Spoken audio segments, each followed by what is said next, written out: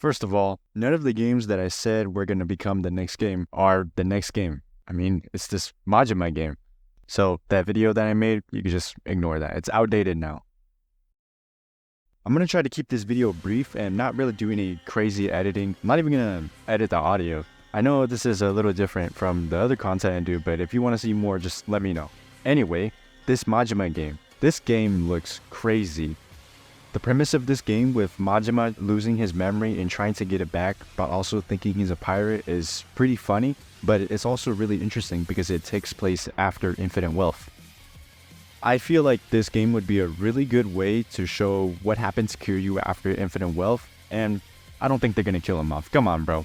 It is a game about Majima, so I'm not exactly expecting it to happen. I just think that it is a good opportunity for things to happen because of how much time has passed in between Infinite Wealth and this game, and how much time Kiryu said he had to live in Infinite Wealth. But enough about Kiryu, let's actually talk about Majima. I really like that they kept the long hair and the long facial hair on him, because that Kiwami 2 model is just not it, bro. He's just so weird looking.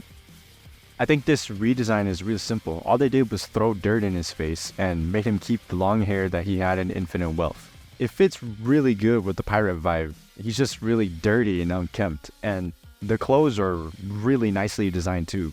Look at that purple, it just pops. The character customization thing from Gaiden also returns, but with so many more features. Look at all those haircuts. I think you can even put on the Yakuza 4 Majima haircut onto this Majima. I bet it would look like a fucking monster. Some of the clothing options that were shown look pretty interesting too. Like, what's that doing there? Did he not need that anymore? Where is he, man? The dude's missing in action. Majima also has a little tiger companion that I think you can customize because, I mean, he's in this screen. This is definitely a joke because there's another tiger who couldn't be separated from Majima, and he's not in this game, from what we know. Anyway, I would talk more about the story, but we don't really know too much about it. We know the actors that are going to be in the game and in the story, but outside of that, there weren't many details revealed. Some things we do know is that Majima is going to be going to Hawaii. Reuse the assets, let's fucking go! Outside of Hawaii, we know that Majima is going to be spending time on an island in Madlantis. The island is exciting because I don't really think RGG has done anything like this before, just like solely focusing on making something tropical. Well, I guess Hawaii, but that's also a big ass city. I just want to see how RGG characterizes this island because they do a really good job at giving every map like a unique and distinct feel and personality to it. Madlantis also reminds me of the castle from Gaiden. I mean, even the cutscenes look really similar.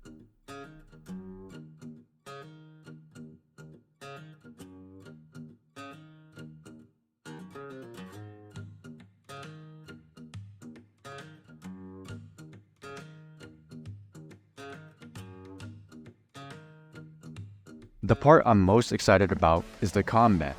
Jumping in combat. Jumping as a game mechanic for the first time in what, 20 years? That is crazy. It looks kinda janky in the gameplay trailer, but it's still so cool. Majima's fighting styles also look really awesome. From what we've seen in the gameplay and from what RGG have said, they took a completely different approach than they did with Kiryu's fighting styles in Gaiden. It was their goal to make Majima's fighting styles like super fast and agile, and damn, he's just kicking ass. It's so cool. He's like Spider-Man, he's just comboing guys into the air. It also looks like they didn't hold back at all like they did with Kiryu and Gaiden. Majima's fighting styles are just crazy, and they just let it get crazy. He can juggle guys into the air and shoot them. He throws his swords around and they circle him. The swords also have heat effects on them, which is really cool. And while the Sea Dog style is cool, the Mad Dog style is also just as cool. I mean, they're both cool styles. Majima is just so fast, man. It's just, you just know it's gonna be good when he's moving like this. The moveset for Mad Dog seems to be completely different from the way it was in Zero and Kiwami 2, which I have no problem with. Those movesets just felt like they were reusing his boss moves, but making him not as powerful, especially in Kiwami 2. Damn, that style sucks ass. But in these trailers, it just feels like they combined it with thug style and turned it into a completely new thing. Something else that's interesting about the combat, and what seems to be a new feature, is Majima swapping from bare-handed combat to weaponized combat. In the Mad Dog style, when he doesn't have the Demon Fire Dagger equipped, he's fighting with the Thug moveset. It's the same exact combo string. It's got that kick.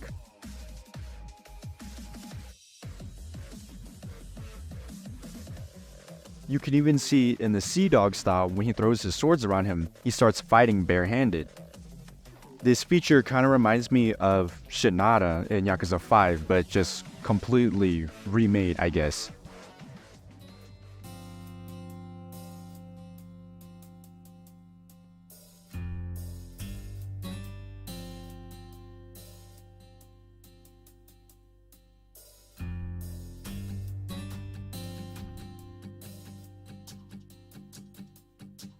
Majima can equip weapons or just put them away and you have like 4 different ways of fighting.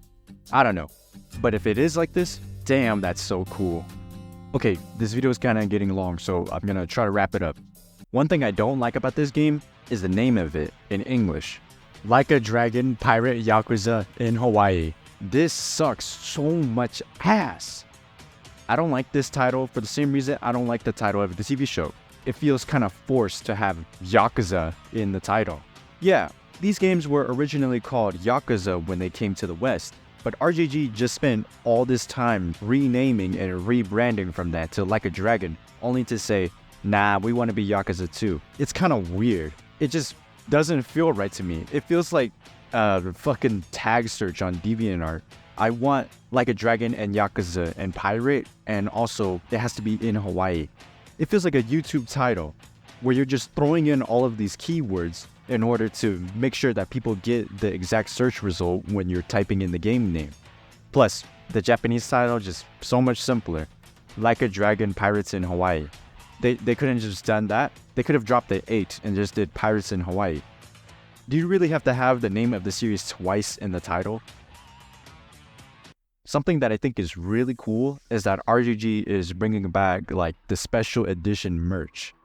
I think the last time they did this was with Kiwami 2 and the music that came with it, which is also why you can't listen to any of Kiwami 2's music on Spotify or streaming at all.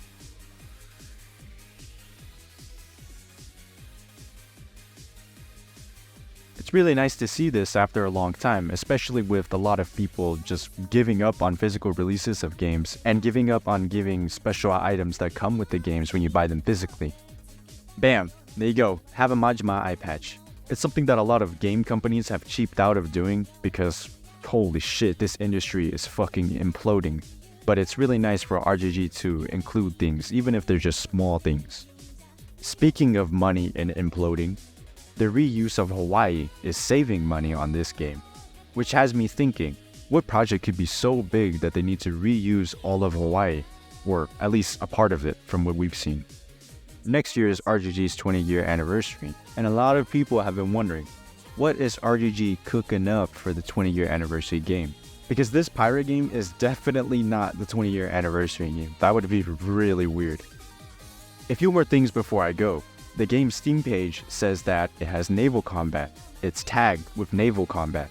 I don't know if this tag is here just because of the small clips of Majima boarding other ships and fighting. If this game really lets you just blow other ships up and has a whole minigame dedicated to that, then this game is just peak. One more thing about this game, just one more before I end this video. The DLC. Recently, RGG has been getting a lot of shit because of what they're pulling with Ishin's DLCs and Infinite Wealth's DLCs. Seriously, $20 fucking for New Game Plus and Legend difficulty. Are you fucking high? I don't think this is just an RGG problem though. I think this is a Sega problem. Just look at Persona and all of its crazy ass DLCs. But this is to say that this game is fairly priced. What? The deluxe edition is only slightly more than Infinite Wealth's regular price, and there's no crazy edition that goes up to $100 like Infinite Wealth either. This is like a really sad thing to be celebrating about, but hey man, just let me have this victory, man. I'm not trying to pay $20 for New Game Plus again, which does make me kind of fearful. What if this game doesn't have New Game Plus? That would really suck. But hey, at least with the DLC, you get Sagawa back after almost 10 years, which is really weird. Did they really get the rights for his likeness again just to put him as DLC? Probably not the case, because RGG is always plotting something. And you also get Ichiban, yeah, for pre-ordering the game. And then he'll later become DLC, just like in his own game, where you can only get him if you pre-ordered the game or buy him. Anyway, that's all I got. Make sure to play Yakuza Wars and make sure to not buy any of the DLC. And always make sure to rate it badly, because what the hell? $20 for another difficulty is fucking crazy, man. But yeah, bye.